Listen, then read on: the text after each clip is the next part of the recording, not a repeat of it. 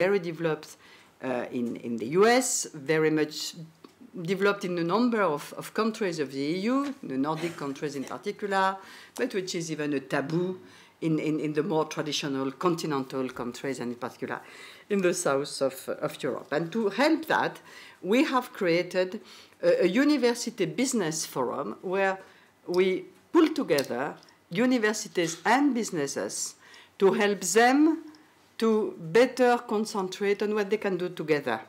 Listen to each other, which is not too bad, and also try to develop partnerships, not only in research, but in education, in particular, to foster a more entrepreneurial and initiative-taking, risk-taking education. So this forum, which is now permanent, will also try to establish platforms of joint activities between schools, business, universities, business, vocational training, business, and we help that through our program. We have a lifelong learning program on which Erasmus is the best known, but which is covering all the areas of education.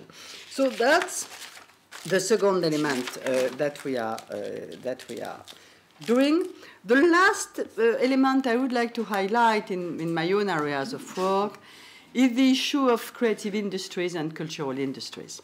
We have, for the first time ever in the EU, a cultural agenda. Again, culture is part of national policies, but the treaty provides for the promotion of cultural diversity. And together with the cultural sector, we have developed since 2007 a European agenda, which again helps to exchange good practice, to promote good policies. And one element of it is the promotion of cultural and creative industries. How also to reconcile the world of culture with the world of economy. Of course, culture is much beyond economy, but at the same time, it's not dirty to talk about cultural economy as well, and culture can also influence economy.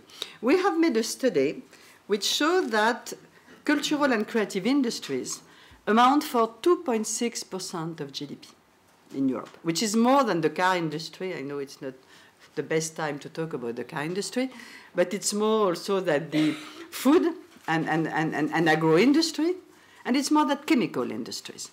So the economic role of culture is extremely important, and it's part of Europe's potential and specificity. So we have tried to push this agenda through exchange between member states, but also through exchange with the cultural sector. And we have launched platforms of cultural actors, and one of these platforms is about cultural and creative industries, being music, being audiovisual, being the more traditional heritage industry, and that we think is a very important element also of Europe's potential. So we have a series of actions. Of course, the EU is more there to play as a catalyst, as a facilitator, as a push. And this is back, and I would like to finish with that. We would like the European Year on Innovation and Creativity to take stock of all what exists, good practice and so on, and to try to go, which is very often the problem at European level, to go from good individual practice to good policy. And we very much hope that with the mobilization of this year, with the ambassadors' manifesto, with a series of elements that the Commission will, by the way, adopt an important communication on innovation this year, on innovation policy, again, trying to take stock of all what exists. We very much hope that with all that, we will come at the end of the year, which, as I said, will be an important political change in the EU sphere, with new approaches, with new strategies to help Europe to become really more competitive and at the same time closer to the citizen, because innovation and creativity are a way to link economy and social cohesion. So that's what I wanted to say at this stage, and I'm ready to respond to questions if there are any. J'ai un quart d'heure. Okay, we have 15 minutes for questions. Please, so profit from the opportunity you have heard. David, please. Hello, David Nordfors from the NOVA Stanford Research Center of Innovation Journalism over at Stanford. Oh, sure. Hello. Is it on now? Can you hear me? Okay. So, thank you so much. Also very good to join culture into research and industry as well. I completely agree with that. Question is also our ability in society to be able to talk about innovation if we have a shared language for that. And here is where we have a special interest in the role of journalism as an actor, because today journalism isn't really organized to discuss innovation, because in standard newsrooms one separates between culture, politics and technology, and it's also a very traditional industry, so it's rather difficult to change that. So do you think it can be a good idea to sort of include journalism, PR and other people who work with generating and brokering attention into the equation and let them take part in generating a shared language in society for innovation? I think it's a very important point because the media participate to what we see, which is the fragmentation of the approach of innovation and creativity.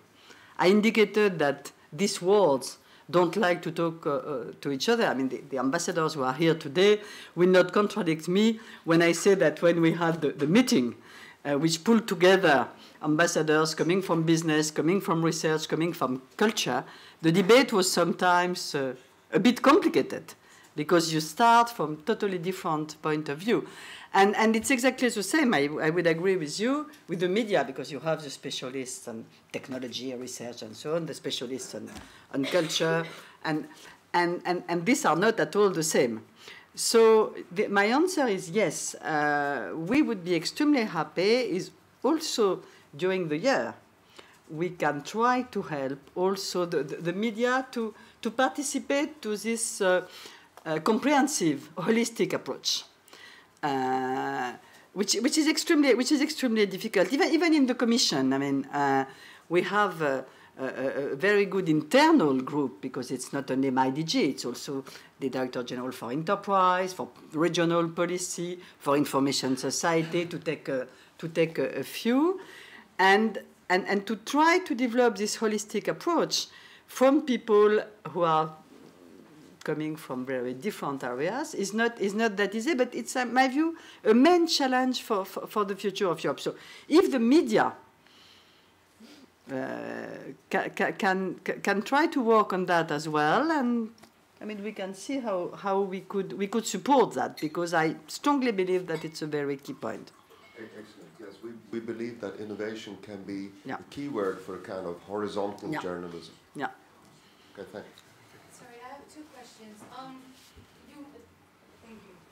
You talked about developing an indicator for innovation, and I'm wondering, first of all, is there one already that exists, that's been used in the world? And secondly, you talked about competing with American universities and higher education. What is Europe's major concern when it comes to competing with American higher education? We could stay one day on the two issues. On the first point, I said we will try the feasibility of it. We will try to get an indicator or indicators to put in a composite system of innovation and creativity, which is still more complicated. On innovation, you have, and we work also with the OECD on that, you have some elements, math and science, all these kind of things, more traditionally linked to research, to technology, and to innovation. You don't have much on creativity, and it's very difficult to measure creativity. So we try to work on it. I'm not sure we will succeed, let's be blank. I'm not sure we will succeed. But we have a political mandate now, we will have in May, when it will be confirmed, a political mandate to try to explore the